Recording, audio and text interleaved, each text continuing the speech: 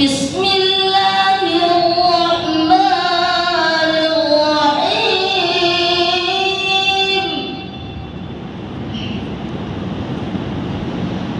يا أيها الذين آمنوا استعينوا بالصبر والصلاة إن الله مع الصابرين.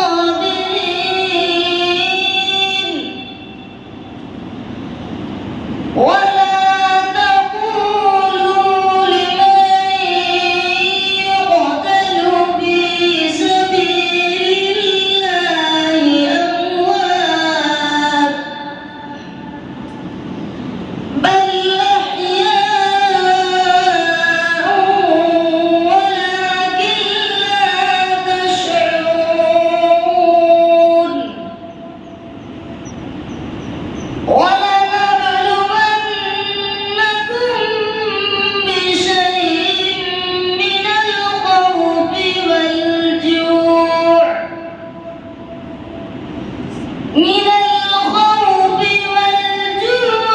ونقص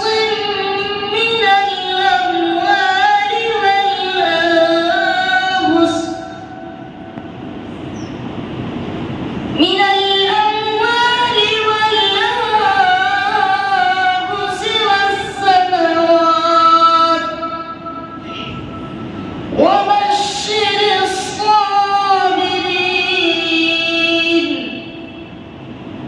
الذين إذا أصابتهم مصيبة